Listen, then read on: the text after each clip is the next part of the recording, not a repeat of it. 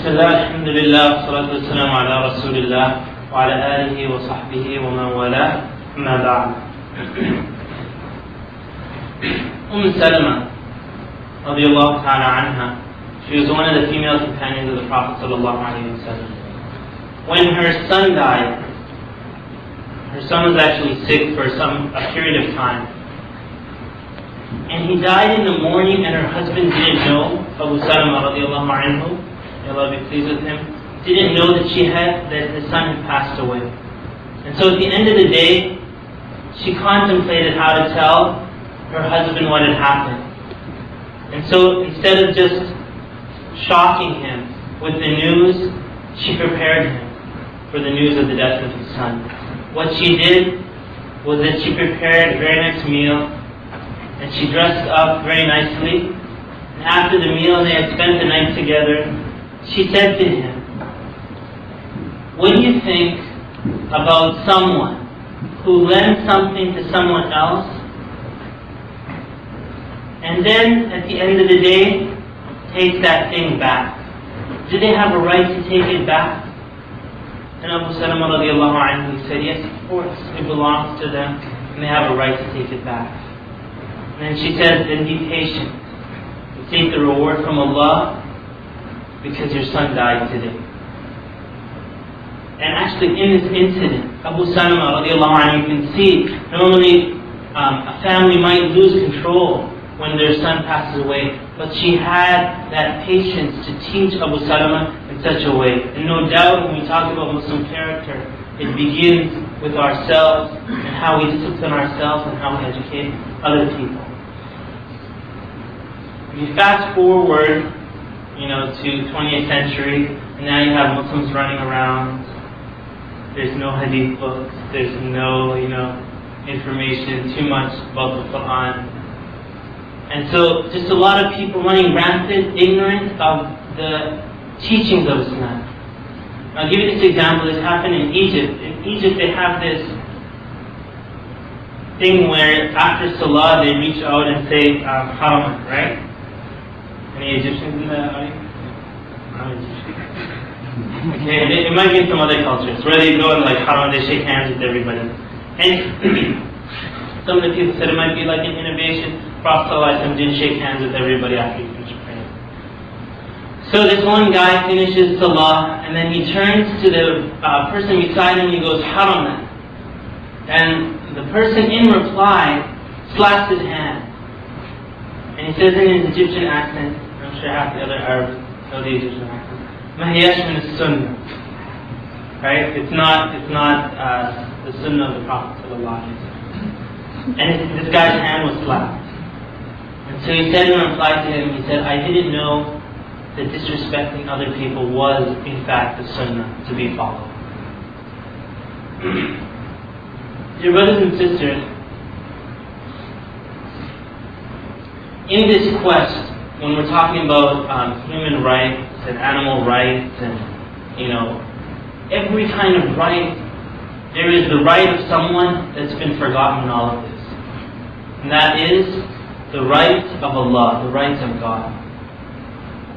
Haqqullahi ala al-ibad, because Allah has rights over a human being that He created. And ya'buduhu wa la yushriku bihi shay'an. That human, it's God's right that they worship Allah alone and not associate any partners with Allah subhanahu wa ta'ala. After that, the Messenger of Allah, Muhammad sallallahu alayhi wa sallam, has rights.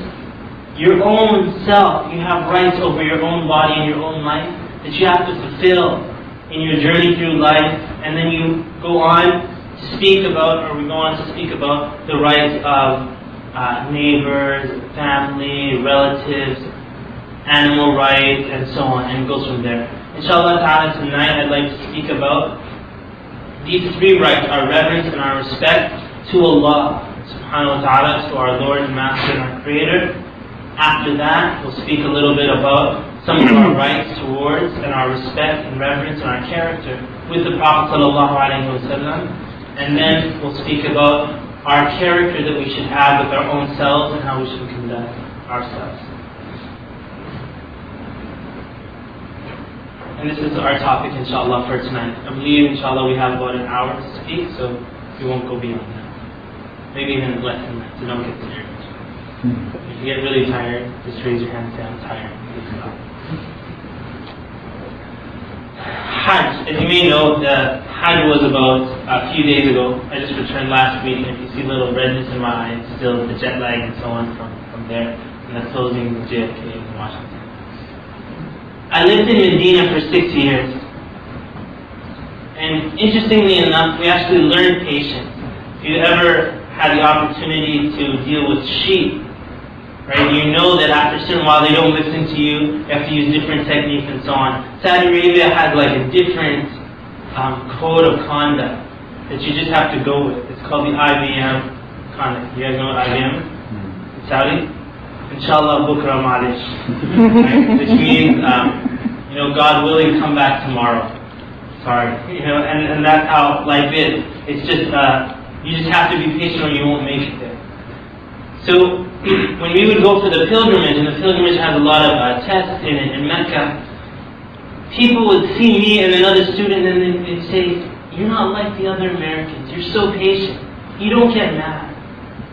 And they would just notice this and we wouldn't notice it. But, when I moved to the US, I live in Washington DC now, and I've been there for 3 years after graduation. I went back to the pilgrimage the first year, after I had come back. And when I went for a tawaf, my first tawaf, I'm going around the Kaaba, someone pushes me. Can you stand up for a second? I'll show you how you push me. Turn around. Basically, it's like this. Right? Did that make you mad? No.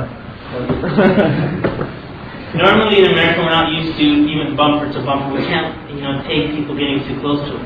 A push like that could provoke, road rage. It could provoke steroid rage, whatever kind of rage you want to talk about. This guy pushed me like this, and I immediately became angry.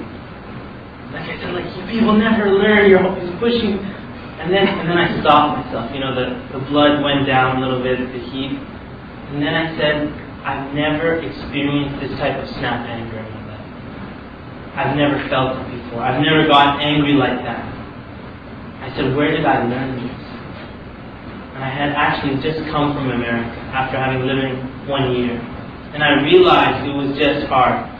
I don't know if we're in Cleveland, right? I don't know if Cleveland is not that close. Okay, right? Columbus is not that big, so you might not get that kind of heavy city atmosphere where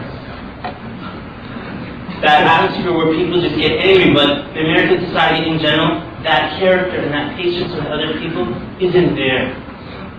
And to really understand whether it's there or not, all you have to do is start bunching in with a lot of people, and you'll see that we need our distance and so on. And so, inshallah ta'ala, I'm just going to be mentioning, especially when we speak about with our own selves, inshallah, and our character and how we conduct ourselves and how we care of ourselves. And before we begin on this journey of this adab with Allah and His Messenger and with ourselves, I'm going to tell you a little joke. Okay? There was this religious man, and this religious man lived in Minneapolis, not in Columbus. Minneapolis. Minneapolis is near Winnipeg. I grew up in Winnipeg, and we have a lot of floods that happen there. So they said that there's going to be this big flood, and that everybody should evacuate the city. So this religious man, he was, out in the street and so on, raising his hand, and he said, God will save me. This is his belief. Somehow, God will send down this beautiful blue light and pull me up and save me from this place. And so the water started accumulating. He started getting, his feet wet, and the water was, overflowing the sewers and so on. So people were driving by, and they said, get in the car, man, let's go.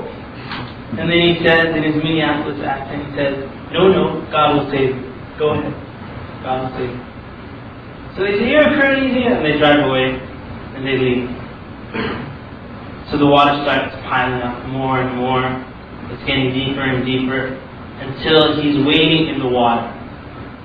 Okay, so these people, they come by with the canoe. They say, get on the canoe, man, let's go, we'll save you. And he said, no, God will save me. Just go ahead. They say, you're crazy, man. He says, no, God will save me, go ahead. So they go forward, they leave him. So he tries climbing a hill. There's not too many mountains in Minneapolis. He climbs the hill, and the water is, getting deeper and deeper. It's climbing up until he's like up to his neck in the water. And then the armed forces come in with their helicopter, and then they say, and this really happens. They have a law that they will forcibly knock you out and put you on the helicopter. Because people actually do this. They tell him, get into the helicopter, man. And he said, no, you just go ahead. God will save me. They say, you're crazy. And then they leave him. And what happened? He died. Right? The water, he drowns. He goes up to heaven. And then the angel comes up to him. And he's like dripping wet. And he says, where were you? Where were you? I kept waiting for the salvation. And nothing happened. And then the angel says in reply, we sent you the car, we sent you the canoe, we sent you the helicopter, but you don't learn. And you don't get The reason I'm saying this is that a lot of us, we expect spirituality to come shining down upon us like this beautiful blue light, and then we're going to be taken up to heavenly salvation. And that basically we do nothing in our lives other than wait for this, these aliens to come and give us spirituality in Christ. Which is not true. Allah subhanahu wa ta'ala sent us prophets. Sent us messengers, sent us books. He warned us of hellfire, promised us paradise for those who are good. And the warnings keep coming again and again and again. The boats, the helicopters, they keep coming day after day. And I'm telling you today, this is your helicopter telling you to get on. So you can either say, no, God will save me, and wait to drown, or you can get on the helicopter, bi'idhnillahi ta'ala, and change your life for the better. Firstly, our adab with Allah subhanahu wa ta'ala.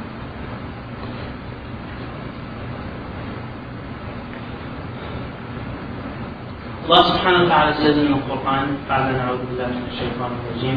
وَمَا بِكُم مِّن نِعْمَةٍ فَمِنَ اللَّهِ, which means that whatever blessing that you have, you count it, and it comes from Allah subhanahu wa ta'ala. It comes from your God.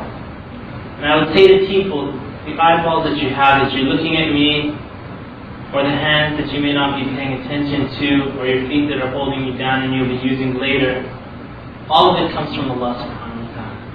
When you were born, your mother didn't go to Radio Shack and say, give me 2 eyeballs, and give me one of those voice boxes in the back too. No, the smaller.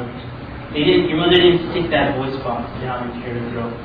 Didn't plop those eyeballs into you. You were born like this. There was a creator. أَمْ خُلِقُوا مِنْ غَيْرِ شَيْءٍ أَمْ هُمُ الْخَالِقُونَ. Were they created from nothing, or did they create themselves? And in our science, and I'm sure they study it here, that nothing comes from nothing. Within these walls, nothing comes from nothing. And that same professor may be the one denying God. And he himself will say when it comes to religion that we came from nothing, which is not true. When a person goes through hardship in their lives and tests, a believer understands, and this is their character. And SubhanAllah, I was reading these books, these self-help type books. They tell a person that you should be patient during the test. But actually, a believer programmed into their aqidah, into their beliefs, is to understand that these are tests from Allah subhanahu wa ta'ala. And in the end, it'll always be better for the person, because they're either going to be thankful, or they're either going to be patient with what happens to them. If something does befall you, suppose she had a really beautiful car, and that car got smashed up in an accident. The car originally belonged to God. It belonged to Allah subhanahu wa ta'ala, And the fact that it was taken back from you, it didn't belong to you. And this is what we say when we say a person dies. We say, Inna lillahi wa inna ilayhi raji'un. Verily to Allah we belong. We belong to Him, and to Him we return. A person may say in Islam, is it permissible? Suppose, the brother offered me $1,000 if he could borrow my hand, like cut my hand off and take it, use it for a science experiment. Is a Muslim able to do that? Could they cut off their hand and give it to someone else? They could not. Because the body doesn't belong to the person. It belongs to Allah subhanahu wa ta'ala. We have to understand in our adab and respect and reverence and character with Allah subhanahu wa ta'ala that Allah subhanahu wa ta'ala sees everything that we do. There's a beautiful poster that we have at our school in Washington. It says, how do you live your life when no one is watching? How do you live your life when no one is watching? If all of you were here, would I do some like crazy, wild, sinful act? I wouldn't do it. As the numbers get smaller and smaller, the person may have more of an inclination to commit that sin. Maybe they'll have one close friend that's in the hood with them, and then it gets smaller and smaller. When they're alone, they now have no shame. But when they're alone, only one person is seeing them, and that's Allah subhanahu wa ta'ala, that He knows. So in this person's mind, they've made God the lowest on their scale, the one that they're least shy of. And I'll tell you, if someone only understands this point, an understanding that Allah subhanahu wa ta'ala is always watching them, recording their deeds, they will lead an upright life. If they just understood that. If they live their lives in secret, obeying Allah subhanahu wa ta'ala, there's no way that in public they would mess that up. And that's their relationship and their character with Allah subhanahu wa ta'ala.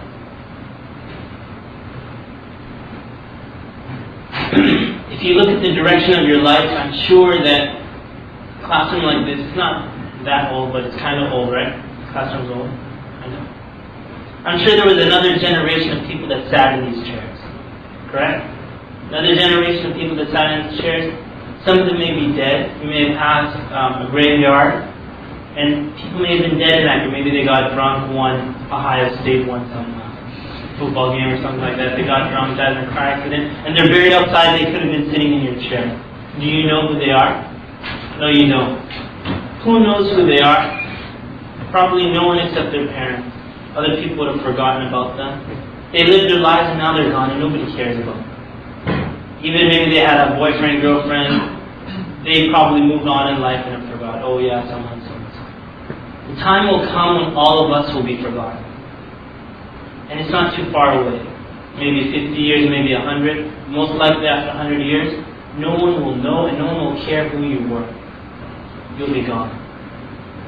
And the same chair, some other people will sit in. And all you need to do is go back maybe 30, 40, 50 years. You may not have even been created. I don't think we have too many old people, maybe 67 years. But you weren't even on this earth. Right now we have no idea of who's going to be born next year. We don't know who they are, their character, and so on. We don't know. The time will only make you. You're nothing more than these moments that you have. And so where is the direction that you're going to? You're traveling in this life. You're passing along. What is the direction? The direction, in fact, is facing towards Allah subhanahu wa ta'ala. You're going back to your Creator.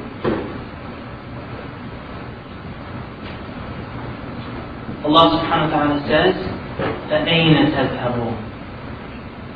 So, Kuwira, where are you going? What's your direction? Because people make a false statement. I'll tell you, someone may say a Darwin theory, and someone else may say a Big Bang theory, or whatever theory they have. Basically, they're banking on this theory. This is their $1 million theory, because if it's wrong, they're in big trouble. They're in big trouble with these theories. They're trying to hold on to it. And in fact, if you look in the surah and the Quran, look at the verses before it, Allah subhanahu wa ta'ala just categorizes all the false statements that they made. They just made it up with their mouths to say that there was no God and there was no hereafter and there was no life. And Allah subhanahu wa ta'ala says, it's not this, it's not this, it's not this, because they were saying it out of arrogance. They didn't believe in it, but they just had to say something in order for their lives to go forward.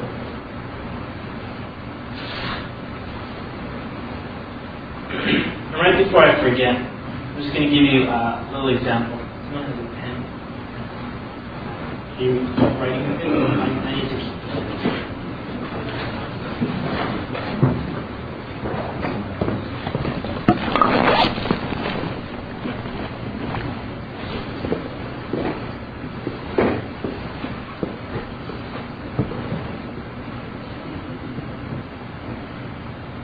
Okay, this is just a little tangent, but before I forget, and I think it might be a benefit to you. You go back to 9/11, September 11th.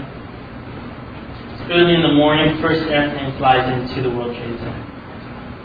Okay? Airplane goes into the Trade Center, immediately theories start coming out. Theory was, it was an accident. Second theory, it was terrorism. Okay, basically we'll just keep it at those. One says accident, one says intentional terrorism. People didn't know which one to believe until a few minutes later, the second airplane flew into the second tower. They said, 100%, does anybody have any doubt that it was an intentional act of terrorism? Does anybody have any doubt? There's no doubt. Why? Because it's impossible that two airplanes, one will fly in at this time and one a few minutes later will fly into the other tower. It's impossible. The same people that told us that tell us that 6 billion airplanes flying into the World Trade Center are coincidence. 6 billion are the human beings. They say that after, 10 billion years or something like that, this cell evolved into a human.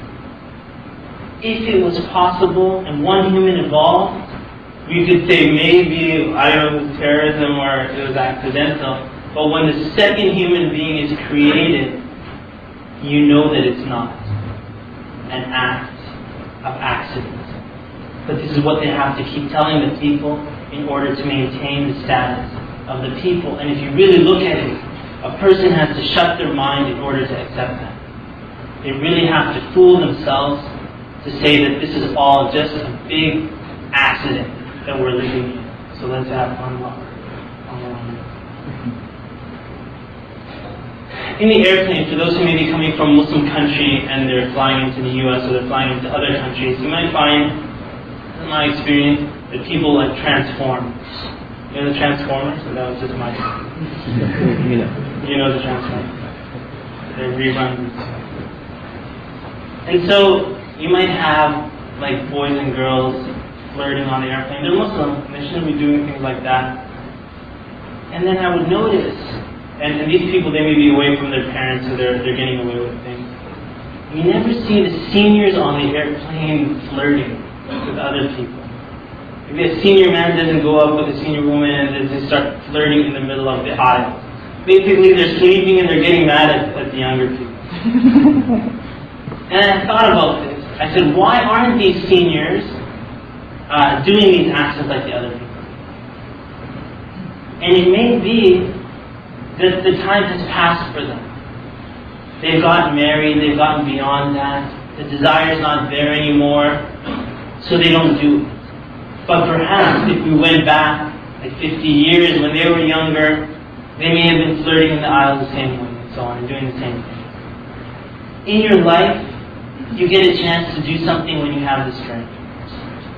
Sometimes you'll see Muslims, when they're on their deathbed, they'll have $100,000 and say, I donated all to these pocket Surah Yasin to be distributed worldwide. I'm so generous. That's not generosity. That's not even their money. Islamically, they're not allowed to do that. Islamically, the wealth at their deathbed isn't capable of being given away in such a way. It doesn't belong to them anymore. The real test is when the person is young, when the person has the chance to do wrong, but they choose to do the right way. And that is all our character with Allah subhanahu wa ta'ala, our reverence and our respect to Allah subhanahu wa ta'ala. If someone has that youth and they have that wealth, they're capable of going for Hajj, capable of paying their zakat, they're strong, they're capable of fasting Ramadan, they're strong, they're capable of praying at 5 prayers a day, all of that will be tested. When the person gets older and then can no longer go to the masjid anymore because they may be handicapped or something like that, after that, the test will be when they were young, before that time comes.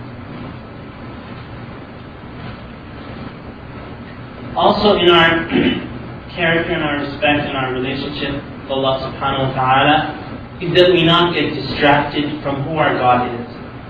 Not get distracted from who our God is. Allah subhanahu wa ta'ala says in the Quran, يا أيها الإنسان ما غرك بربك الكريم. In this verse, يا أيها الإنسان, Allah subhanahu wa ta'ala is not only calling Muslims, but He's calling every human being. ما غرك. غرر, if you take Islamic business, we might be teaching you later on. Gharar is when a person swindles you. If you're like a used car salesman, and you've tricked someone big time into paying $14,000 for a $2,000 car just because it has a nice body or something like that, you've done gharar to them. You've swindled them, you've cheated them. And so Allah subhanahu wa ta'ala in this verse says, Ya ayyuhal insan, O human being, or O humans, ma gharraka, who has swindled you and cheated you in your relationship with Rabbika, with your Lord Al-Kareem, the kind, الذي خلقك, the one who created you, فسواك, and perfection you, فعللك, and made you perfect, في أي صورة ما شاء ركبك, in any form and fashion that He chose to create you. Who cheated you and who distracted you? And so in our tafsir class, thought about that. We said in the class, we said, let's list those things that have distracted us from Allah subhanahu wa ta'ala. What are things that distract us? Television, good. The TV distracts us from Allah subhanahu wa ta'ala. I'll give you an example of TV. If we got into a discussion about, I don't want the discussion to go this direction, but anyway, if there was female rights in Islam, and even though many of us haven't read any hadith books and we haven't read any Quran and we don't nothing about it, you would see that the argument would get very intense. People would say a lot of things. And in fact, all that information in our minds is coming from where? It's coming from media outlets. And when I hear something from someone saying it, I try to analyze in my mind where they got that information from. And you can kind of tell where they got it. I'll give you an example. There was these two brothers that got into a fight, two students. One was from New Zealand, one was from Australia. This is in Medina. And one of them was much stronger than New Zealand, but he was about to punch the guy, and he's like, no, I can do what I want. It's a free country. He made this statement. It's a free country. And then I thought, you're in Saudi Arabia right now. It's not that free. But I thought that, subhanAllah, that his statement at that moment where he's just, in the middle of a fight, it just came straight out of television. And I'm sure you've seen shows where people say statements like that. It's a free country, it's a free country. And that's the danger. As a TV, as a person is growing with the television set, and they are basically breastfed for years and years off the TV, teaching them to buy this and to buy that. And they teach them basically their religion on the television. Smart parents will not let their children be raised by that third parent because of these. That's one of the distractions and one of the things that confuses a person with their Lord. Another thing that will confuse a person with their Lord is, again, like I said, table of the elements and so on, is incorrect scientific theories, or they call it scientific. Because it even goes against their own theories. And the Quran challenges people like that. And the only way to accept it, like I said about the example of a person actually, one human being after 10 billion years, not 6 billion, and not the proportion, and not all the other things. Only an unintellectual mind can accept that. But with the media pumping, this is a good example of, if there was a mouse that just ran through the sister section, what would you guys do? Go ahead, sister, you can tell us. What would you do if a mouse ran over your foot right now? You'd scream? You wouldn't care who was in here, right? You just scream and scream and scream, and some of the tough brothers would have to come and feel that and they would probably be screaming also. But no doubt it would cause a rapture, a mouse. However, we take that mouse, we enlarge it a little bit, and we put Walt Disney on its chest. We said, it's Mickey Mouse. Right? Even though one of the most hated rodents to Americans is a mouse, people, they can't stand it.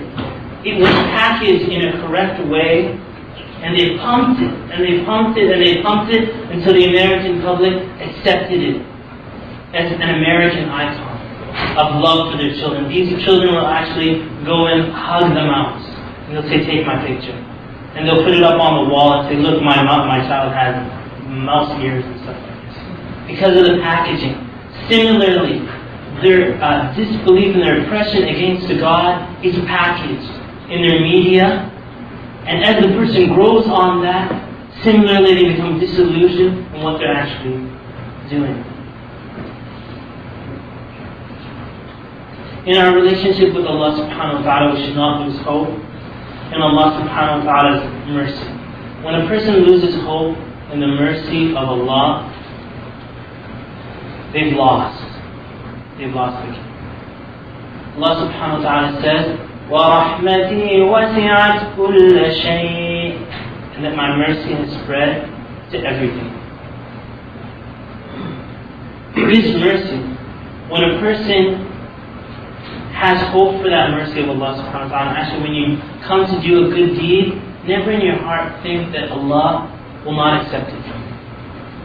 You should actually have that proper intention, that good hope in Allah that this action is going to be accepted from Allah subhanahu wa ta'ala. Because you're doing something good. You came, for example, to this lecture. In your heart, in your relationship with Allah, you'd say, oh God, please accept this from me. I'm trying to learn about you. And don't harbor in your heart the thought that, I'm going to be punished for coming to this lecture, I'm going to be this and that. You're trying to come forward. And this is the proper adab and character with Allah subhanahu wa ta'ala. On the same side, or on the opposite side, no one should take God too lightly. Because just like Allah subhanahu wa ta'ala has all this mercy, Allah subhanahu wa ta'ala is also severe in punishment. And the people that don't understand this are the ones who fail also. Severe in punishment.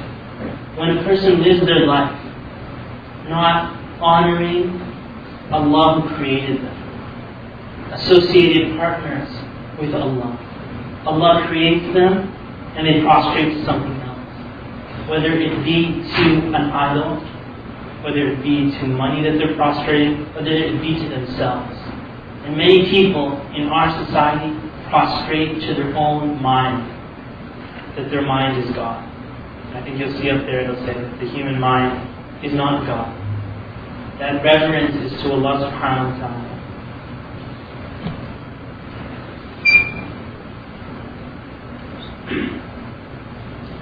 Allah subhanahu wa ta'ala says in the Quran, مَنْ عَمِلَ صَالِحًا مِنْ ذَكَرٍ أَوْ أُنْثَى وَهُوَ مُؤْمِنٌ فَلَنُحْيِيَنَّهُ حَيَاةً طَيِّبَةً. Allah subhanahu wa ta'ala says that whoever does good, مِنْ ذَكَرٍ أَوْ أُنْثَى, whether they're a male or a female, it doesn't matter who they are, وَهُوَ مُؤْمِنٌ, and they're a believer, فَلَنُحْيِيَنَّهُ, that indeed, for sure, we will raise them in a goodly life. They will lead a happy life and a blessed life. No doubt when a person has their proper relationship with God, they're not the ones on Prozac. They're not the ones in depression. They're not the ones in the bars drinking themselves so that they forget everything. They're not the ones taking drugs. They're content with the life that Allah subhanahu wa ta'ala has given them. And they're between patience and thankfulness. Something good happens to them, they're thankful to God. They don't take it for granted, but they spend their time saying, Alhamdulillah. Alhamdulillah. I actually saw a bumper sticker, and this is in Canada, I was doing my daily thanks of Allah in the car. So I was doing Alhamdulillah alladhi ahyana, those kind of adhkar al-masa. The remembering God in the evening after Asr prayer, and I was in the car like this, and while I was saying it to myself, and this is something that I do every day, in the morning and in the evening, which is something that our Prophet ﷺ taught us, I saw someone had a bumper sticker that said, how many times have you thanked God today? And I had it in my hands. I was thanking God at that very moment. I said, SubhanAllah, it's we're programmed as a Muslim to thank Allah subhanahu wa ta'ala in our lives. For those who are following, this is our life, and when a person is thankful, they reap the blessing of living a happy life, content in their hearts.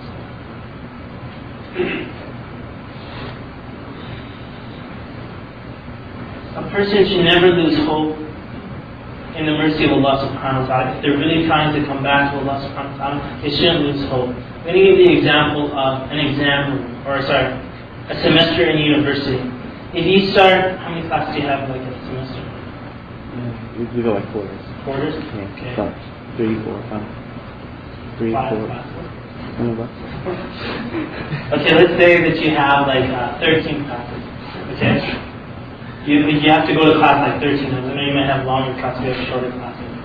If you had to go to class 13 times and then one day, your friend came over, you skipped a day, and then you skipped another day, and then you started missing like all these classes, you're really behind, and then you get news that, you just want to leave the university, you're going to drop out. In Medina University, that would happen to some students. They miss a lot of classes, and they'd actually they have some other hope, they're going to go into Microsoft or something like that after they're going to leave this and study something else. Once they determine in their heart, and they've lost hope, and they're shaky on their direction, they've actually failed. Because the exams are too hard for anybody who's shaky. And I'm sure you know that in certain exams, right? Not every course. You may have a big, huge textbook, the teacher's like a horrible teacher that'll give you all these hard exams. If you lose hope from the beginning, you've already lost. Because you have to be consistently strong all the way through to make it to the end. Similarly, once a person loses hope in the hereafter, they'll say, for example, I'm too bad for God to forgive me. I'm too bad to be, to live a righteous life. Once they've lost hope, they're basically falling deeper into the sin that they're in. And the person needs to change that and say that, no, I am a creation of God just like anyone else. And Allah subhanahu wa ta'ala, when a person puts their hand forward, Allah subhanahu wa ta'ala puts their arm up. A person comes walking, Allah subhanahu wa ta'ala comes running. Allah wants you to come back. And Allah will love you if you turn back. If you turn back. It's not unconditional love. Because when a person doesn't live their life in accordance with what Allah subhanahu wa ta'ala wants, their character with Allah is not correct, they are not beloved by Allah. And in fact, a dog is more beloved to Allah subhanahu wa ta'ala than that person. I'll tell you why. You know the statement, all dogs go to heaven? There's a cartoon movie like that. A dog doesn't have an intelligence, or a very minimum one. Why did God create the dog? Why did He create it? Procreate, have food, go weeing on that fire pole thing or whatever. He's doing what he's doing. God created him and he's doing what he is. And Allah subhanahu wa ta'ala says, وَإِن مِّن شَيْءٍ إِلَّا يُسَبِّحُ بِحَمْدِهِ. There's not a single created thing that doesn't do tasbih of Allah, saying, glory be to Allah, but you don't understand. This dog is a righteous being. And like we said above, animal rights and so on. They're all righteous beings, the animals. But a human being was given a brain to decide right and wrong. And with that brain, with great power, comes great responsibility, right? I'm sure you're satisfied now. Your brain is that great power. And no doubt the great responsibility comes with it. When a person chooses the wrong path, they should not think that Allah still loves them, regardless. It's not true. The person has to come in accordance and try. Of course, the person will be mistaken in what they're doing. They'll make mistakes along the path. That's our human nature. But every time they make mistakes, they come back in repentance to Allah subhanahu wa ta'ala, and they live their life like that. That's what Allah subhanahu wa ta'ala created us for. So in conclusion, just like humans have rights, and all these other things have rights, God has a right over us. It is the most important right that He be worshipped and that no partner be associated with Allah subhanahu wa ta'ala. Moving along to our character with the Prophet sallallahu alaihi wasallam. In Medina University, or growing up here in North America, I grew up in Canada. And we would always put the statements of the Prophet ﷺ on the same line with any other person's statement.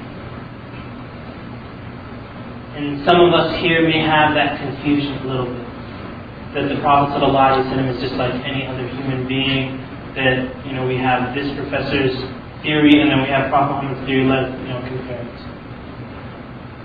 Until I was reading a hadith, one of the companions, he said that the Prophet ﷺ taught us this, and then the companion added the words, وَهُوَ الصَّادِقُ الْمَصْدُوقُ, that he is a sadiq, he is the truthful one.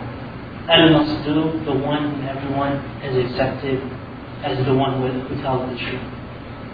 And if you see when Abu Sufyan went to Halaqa, the Roman king, Bayt al-Maqdis in Jerusalem, and he asked him that, did you ever notice him lying before he became a prophet? And Abu Sufyan said, no, he never lied.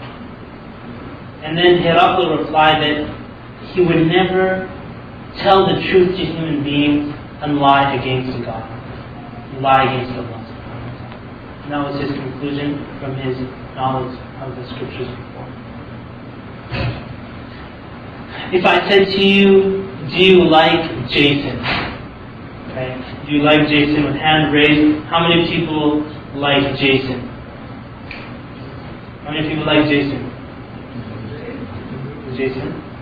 But I just ask the question because now I'll tell you. How many people like Jason? Okay, obviously then you must hate Jason, right? You hate him? Okay, you don't know who Jason is, therefore you cannot make a conclusion over whether you like him or you dislike him. Correct? Growing up in North America, people do not know who Prophet Muhammad sallallahu alaihi wasallam. And so they are asked to love him. And so the person replies back, even subconsciously, who is Muhammad? Who is he? They don't know. And just like you couldn't make a conclusion whether you love or dislike Jason, that same thing applies to Prophet Muhammad sallallahu alaihi wasallam. You cannot make a conclusion until you know who was Prophet Muhammad sallallahu alaihi wasallam. I'll take it one step higher. When I'm speaking about Allah subhanahu wa ta'ala, that we should love Allah and revere Him and have our character, you may also ask the question, who is Allah? And these are all the sciences of Islam. A person learns the Aqidah class to find out who is Allah. A person learns the Seerah class to find out who is Muhammad sallallahu alaihi wasallam. And they go in, as you grow in your knowledge, your belief and your strength and your faith increases. Because you now know who is this God that you're worshipping. And you now know who is this Prophet that you're worshipping. In our character with the Prophet ﷺ, number one, we should pray for him. Pray for him.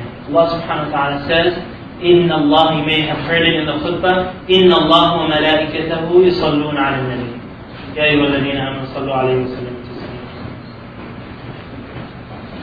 In the khutbah, in the speech on Friday, the Imam may say, Inna Allah amarakum bi amnin. بدأ فيه بنفسه وثنى به ملائكته وثلث به المؤمنون فقال تعالى يا أيها الذين آمنوا إن الله وملائكته يصلون على النبي. In that statement, the Khatib is saying that Allah commands you with a commandment that He begins with Himself, subhanahu wa ta'ala. And He seconds with all the angels, and He thirds concludes with the believers. And He says that verily Allah and His Messenger pray for the Prophet, O you who believe, Sallu alayhi wa sallam taslima. Of course the word Sallu will have different meanings when it means Allah and the angels, and there's different ways. Obviously the word Salah, Allah will send down blessings, the angels will make dua, the believers are also praying for the Prophet. And so a believer, just as you're sitting there in the car, instead of listening to CBS and NBC and CNN, say Allahumma salli ala Muhammad wa ala ali Muhammad kama sallayta ala Ibrahim wa ala ali Ibrahim innaka Hamidun Majid. If you just say that while you're in the car, you will see happiness come to you. Why? Because when a person prays for the Prophet sallallahu alaihi wasallam, Allah prays for them 10 times, or sends 10 times the blessing upon the person who says it. And if you're getting 10 times the return, would you not increase in what you're doing?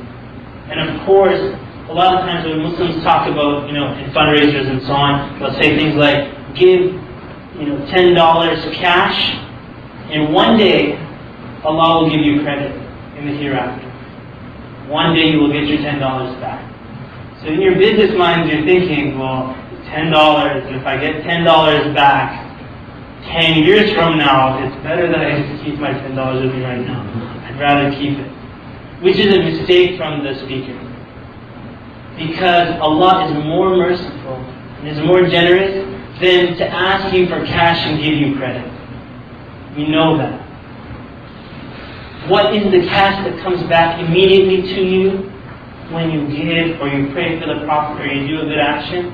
Cash immediately is happiness thrown into your heart. If you have 2 people, there's a need for money. One person gave $50, the other person gave nothing. Watch the 2 leave the room. The one who gave the money will walk out smiling. And the one who didn't give money will walk out with a frown. They'll be annoyed, they'll be picking their nose or something like that. They'll be mad. The one who didn't give, that was the way some people are. But the person who gives immediately will have happiness in the heart, amongst other things that Allah subhanahu wa ta'ala gives. A person has to obey the Prophet. When they understand who the Prophet ﷺ is, they have to obey him and follow him in his guidance and follow him in his footsteps. As Allah subhanahu wa ta'ala says, وَمَا آتَاكُمُ الرَّسُولُ فَخُذُوهُ وَمَا نَهَاكُمْ عَنْهُ فَانْتَهُوا. That whatever your Prophet gives you, whatever your messenger gives you, take it. Whatever he's forbidden from, let's stay away from it. We have to love the Prophet sallallahu alaihi wasallam. The Prophet sallallahu alaihi wasallam said that none of you would truly believe until I'm more beloved to them than their children, their parents, and all of humankind. But the Prophet sallallahu alaihi wasallam is the one that we love. And so when you see a statement, a human being may say a statement which contradicts something that the Prophet ﷺ said, in the end, who do you love more? And you follow in the footsteps of the Prophet ﷺ. When some wacko guy comes up with a theory, I say to myself, I don't want to be with you on the day of judgment. I'd rather be with the Prophet ﷺ. And I'd rather be in his tent. I don't know where yours is going, no matter what you're saying. Because when a person calls you to disbelief in Allah and His Messenger, basically what they're telling you is, come into my tent, I will protect you. If there's any angels in the hereafter that are going to throw you into hellfire, don't worry, I'll take care of you. That's what they're saying basically, if you accept what they're saying. Do you trust them and you want to be in your tent? That's up to you if you want to seek that. When Abu Bakr radiallahu anhu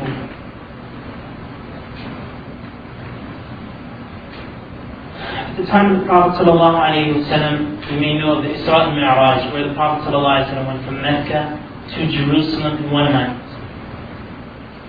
Anybody who knows airplanes now today will know that that's like no big deal. You can go and come back on an airplane today, and a human being can do it. This is the message of Allah sallallahu alaihi wasallam. In fact, I think to myself, if I'm in Medina, back at the time of the Prophet sallallahu alaihi wasallam, and someone says that a time will come when people will pray Fajr, morning prayer, here in Medina, and then by Isha time, they'll be on the other side of the world. Who would have believed that? So you're crazy. Right? But we do it here. Times change. The Prophet ﷺ went from Mecca to Jerusalem in this one night and came back. When he came back, and the Prophet ﷺ was sitting at the Kaaba, and a man saw him and said, "What's wrong?" and so on. And then when he finally found out what had happened, he started shouting like, "Finally, Muhammad is crazy. It's been known." Because he says he went to Jerusalem one night and came back. And they went to Abu Bakr radiallahu anhu. And they asked him, they said, "Do you know that your companion says that he went to Jerusalem in one night and he came back?" And listen to what Abu Bakr radiallahu anhu said, and this should be our slogan. He said, "In qalaha faqad sadaq." If he really did say it, then he has told the truth. Sallallahu alaihi wasallam. So many other people want to distract us from the truth that the Prophet sallallahu alaihi wasallam brought us, that has led people for 1,400 years. Don't be distracted by some guy that comes on Fox News or something like that. In qalaha faqad sadaq. If he said it, then he told the truth.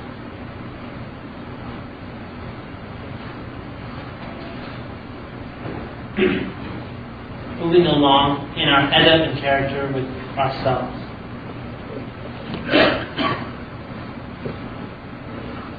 There was a servant who had a master. This master was very oppressive to him. To him, not only him, but to Allah subhanahu wa ta'ala also. And so this master, the slave, wanted to teach the master a lesson. So the master had told him to go out into the field and to plant seeds of barley. To plant seeds of barley. And the slave, when he went out, he said, "I'm going to teach him a lesson." He planted wheat. He planted wheat. And he put the seeds in, buried them, and the months went by until the wheat came out. And then the master, he's like, "Wait a second, this is wheat that you have here. It's not the barley that I told you." He got very angry and he started to become oppressive against the slave. So the slave said to him, he said, "I planted these seeds hoping that it would come out as you wished for." And so the master said, "How can you think like that? Where's your intelligence? How can you plant these seeds of wheat and expect them to come out as barley?" And then the slave said back to him in reply, "How can you plant the seeds of hellfire, hoping that it'll come out in flowers of paradise?" And he stopped and he realized the life he was living. And similarly in our lives, we shouldn't be naive in planting the seeds of hellfire, hoping that one day it'll come out in a flower of paradise. But instead, we should plant the seeds. Recognize, first of all, the seeds of paradise and plant them. And hope those seeds will come out as the flowers. And like we said, that we have that trust in Allah subhanahu wa ta'ala. If we try our best to plant those seeds of paradise, then bi'idhnillah ta'ala it will come out. In Surah Al-Asr, Allah subhanahu wa ta'ala teaches us a very valuable lesson. وَالْعَصْرِ, by time, إِنَّ الْإِنسَانَ لَفِي خُسْرٍ, that Allah swears by time, that human is in loss. And I taught this to the students. There were some high school students, and one of the lessons that they wrote that they learned from the class was that humans are losers. Humans are losers. Is that an incorrect statement? No? No. It's not. You just said, human is a loser. But the next verse says, illa. It's the exception. Who is the exception to the rule? I'll give you an example like that, as you understand. You come into a med class, right? You come into a med class, and you come in, by default you are a loser. You will fail the exam if you do nothing. The teacher talks and you sleep. The exam comes and you go to Starbucks. The final exam comes and you eat the exam paper or something like that. You are already by default a loser. He's not going to pass you just because you came into the class and you paid your money. You're already a loser. If you aim for nothing, what will happen? You will hit it with remarkable success. You will hit that nothing. And in your life and life hereafter, you're also, your default is that you're a loser.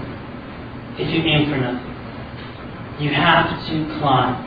Allah subhanahu wa ta'ala says, وَالْعَصْرِ إِنَّ الْإِنسَانَ لَفِي خُسْرٍ.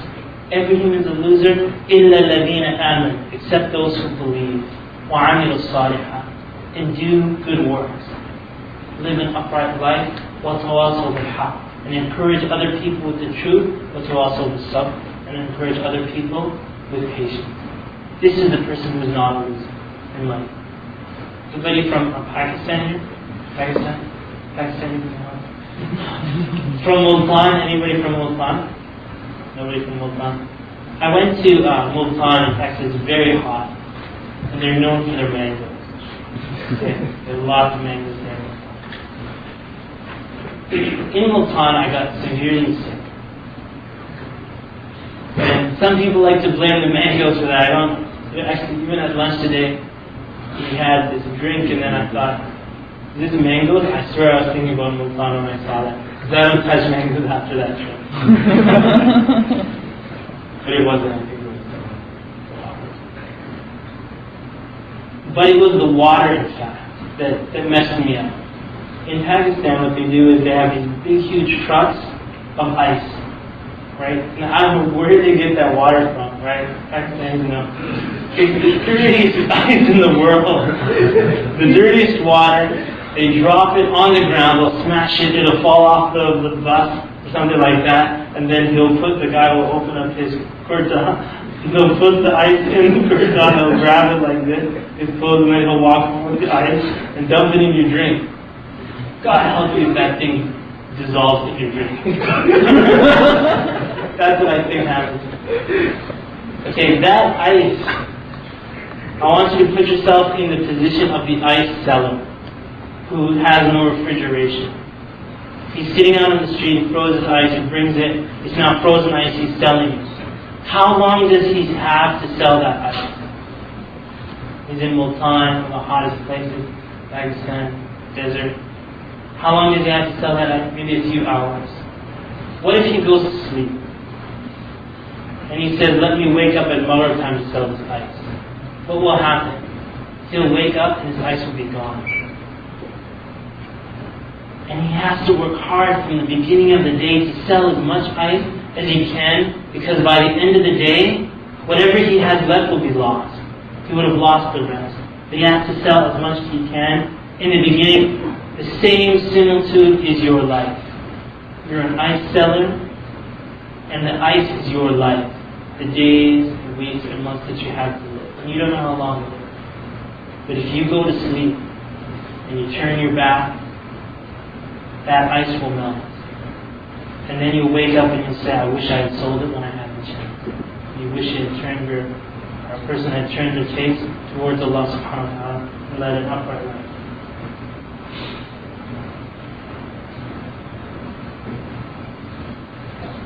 Secondly, a person should put themselves on trial. When a person does an action, they should always, end of the day, go back and look, is what I did beloved to Allah subhanahu wa ta'ala? Was this thing that I did, was it disliked by Allah subhanahu wa ta'ala? Umar radiallahu anhu, before that, Allah subhanahu wa ta'ala says, Ya ayyuha alladhina amanu taqullah, wal tanzur nafsum ma qaddamat lighad. Allah subhanahu wa ta'ala says, O you who believe, be conscious of Allah, fear Allah subhanahu wa ta'ala, and let every soul look in their suitcases, in bracket, what they've prepared for tomorrow. What they've prepared for tomorrow. Umar radiallahu anhu, he had a ring. He was the Khalifa of the Muslims, the Muslim leader. He had this ring that said, كَفَى بِالْمَوْتِ وَاعِظًا يَا عُمَرَ. He said that death is enough. He had this on his ring. The death is enough as a warning for you, O Umar. That if he ever felt that he was going to disobey Allah subhanahu wa ta'ala, he'd look at these words and remember that one day he was going to die. And that would help him protect him. In putting ourselves on trial between ourselves and a person's sin, that's why I did belong to Allah subhanahu wa ta'ala. I'm just going to make a point here, and at this point, those who are sleeping will wake up. And they'll take note of this thing, inshallah. What this is called is the mocking club. The mocking club. And I don't mean, I'm not pointing out anybody here, but I know that this is just our culture in North America to ridicule others and to put them down. In comedy, the most famous comedians are the ones that can mock others the best. They're people are doing satire or mocking and making fun of. And like I said, even the media is teaching us that this is somehow funny, that we humiliate another human being. And so amongst ourselves in our community, where I was growing up in Canada, the cool, youth were the ones who could mock the others the most. The ones who had the sharpest tongue, they were the coolest. And in order for you to get with the in crowd, you have to be able to put down the people underneath you in order to get in with the cool people. What this eventually led people to is that it led very bad people to be the leaders, number one. Secondly, that the people on the bottom of the ladder that couldn't mock enough stopped coming to the masjid. They stopped practicing Islam with their Muslim brothers and sisters because of the mocking. I may have heard it here and there. This is Columbus. And I know that this happens a lot because this is our culture to mock. And what I want to leave you with the advice is that don't allow it to continue. Next time someone makes a comment about someone's weight, or oh, you're not married yet, or something like that, just tell them, take your tongue out and just hold it. Just hold your tongue, or bite it, whatever you want to do. But don't let it continue. And the worst is to hear someone mock your Muslim brother, Muslim sister, put them down, hurt their feelings, and you stand there silent, with no defense to your Muslim brother or sister. Don't allow that to happen. And instead say, please don't say that. And desist. You may hurt the person's feelings the first time, maybe the second time. But inshallah ta'ala, that hurt will help. It's kind of like the chutney on the food makes the food taste better. Something like that. In conclusion, inshallah, there's so much more to be said regarding a person's character, a Muslim's character. A person has to have character, and Islam teaches character with their parents. Islam teaches us our character and relationship with our children, our character and relationship with our spouse, with our siblings, brothers and sisters, the Muslims in community, how to deal with the elderly, how to deal with the youth. Islam teaches us how to deal with our relatives, how to deal with non-Muslims that we act with. Islam teaches us our character with animals.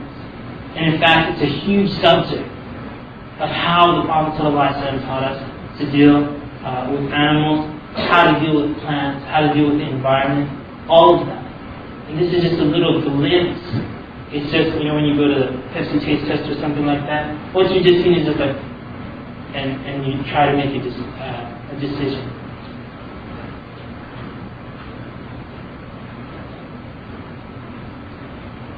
What I want to do right now, inshallah, is give you a little glimpse of what we're doing in Washington, D.C. with the Al-Mawlid Institute. So I'm going to take you on a tour. Ready for the tour?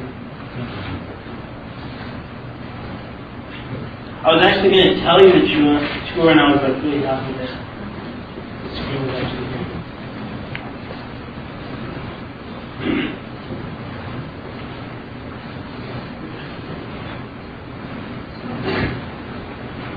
in Medina,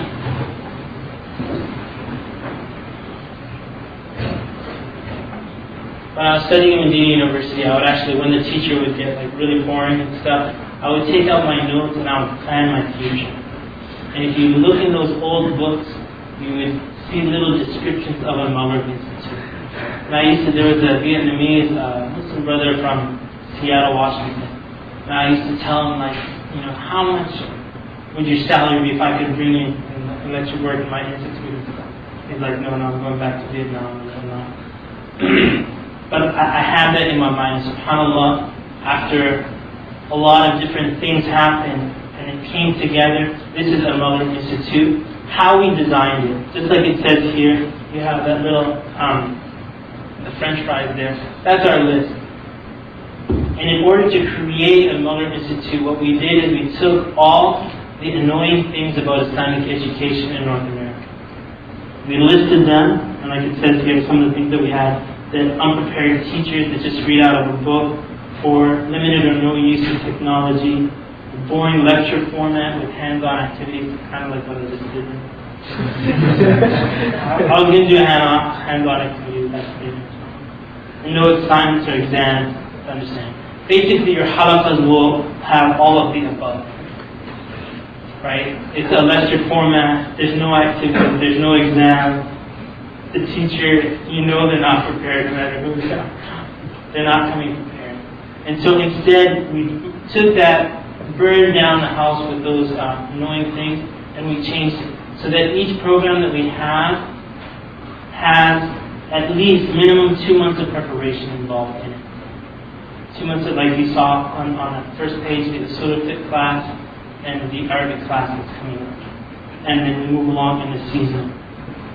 When we do this, we're able to keep the institute running by doing it in different locations. So we'll prepare 2 months, and in the time that it takes, we'll go to different locations and teach that same class. And while we're teaching the class in different locations, we'll be preparing the next class.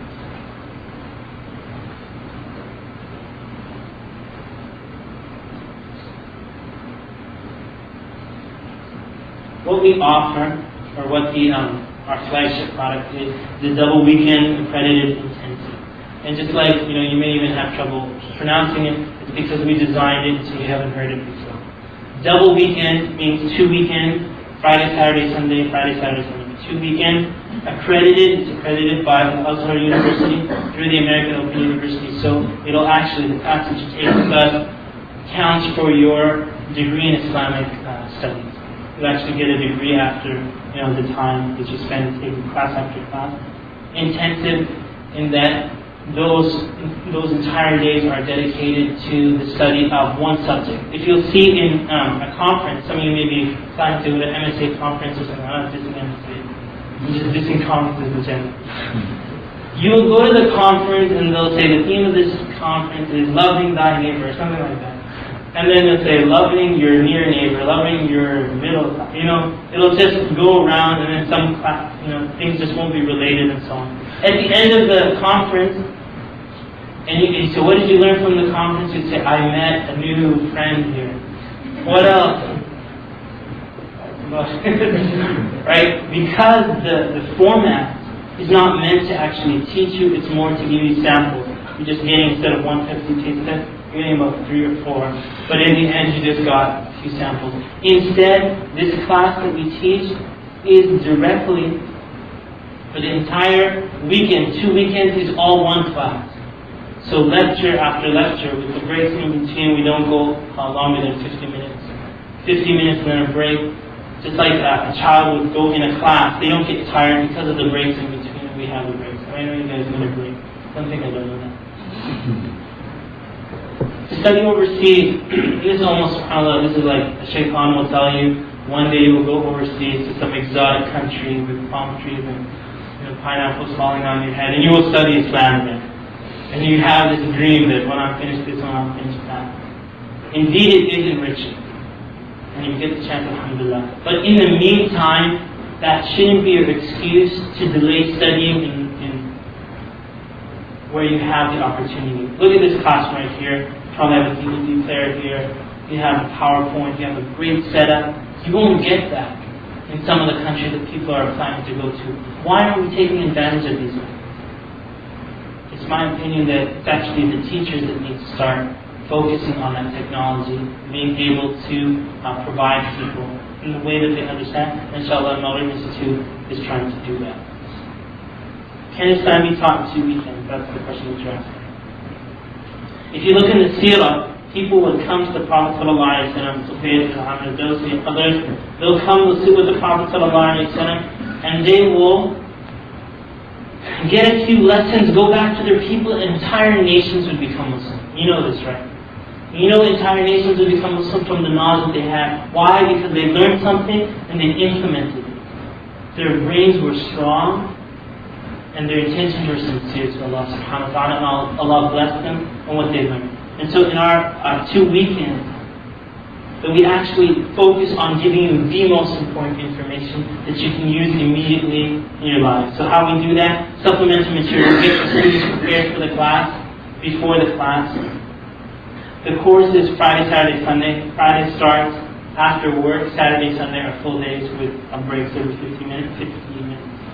The 2 weekend will be 21 hours of classes. When someone says we're doing an 8-week class, they're actually doing about the same number of hours, maybe even less. But all we're doing is just putting them into 2 weekends because people have other things to do on the other weekends.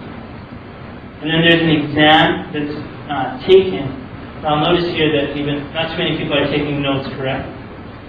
Right? I have to read that one. I have to read it. Why you're not taking notes?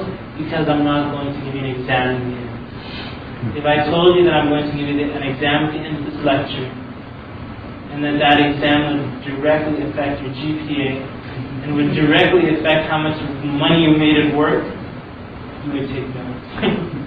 and you would benefit, actually, much more than what you're doing. I know you're going to forget, let's say, 70% of what I've said, but inshallah ta'ala, if I leave you with some sort of energy to move on to the ocean after, inshallah, I've done my duty. What subjects does the Maghrib teach? The American Open University, which is a distance education university, this teaches Islamic studies, and I also work with them, distance education. We teach their subjects on site. So we'll take a class like Tafsir class or Surah Al-Fiqh. We'll go to a location and try to focus on the students, the student bodies, and teach it to the students in 2 weekends on their campus. So George Mason, for example, University, will go there and teach it to their students, and then the surrounding communities are welcome to attend. And then we move along with all the courses from the American Open University until, inshallah, we finally complete. The classes that we do, the tapes, are actually going to be tapes for the American Open University. So if you took classes by correspondence, you would actually be taking a Maghrib, you would actually be studying for the Maghrib. Traditional or modern approach to learning almost done here. When you think traditional approach, you think sitting on the floor, right? Not sitting on chairs, sitting on the floor, and you think of all these backward ways of study, which is not true. The Prophet ﷺ was the greatest teacher. It's Abu Sufyan, when he came and the Prophet ﷺ taught him, he said, I've never seen a better teacher than him. So the Prophet ﷺ had all the techniques. When you apply quote-unquote modern techniques, all you're doing is going to the greatest teachers. If you look at the way that they taught, you would see those methods in how they taught. And inshallah ta'ala, that's what we're trying to apply, to look deeper into how the Prophet ﷺ taught and teach it in a similar way. Another institute on location, the difference between us and other institutions is that we're not locked into one location. Because people can't travel, and it's only like a select group that always studies. We go and we'll send the teachers to different locations. So I'll be teaching the class in George Mason, and then in Canada. And then we might do it in Atlanta, Florida, and right now I'm setting up in Australia. So we're doing the class in the UK. You want to study in the UK? Oh, okay. Leave it, right? On location. But that's just one of the things. And so if you have any questions about that or anything else we'd like to say, we'll get questions to time.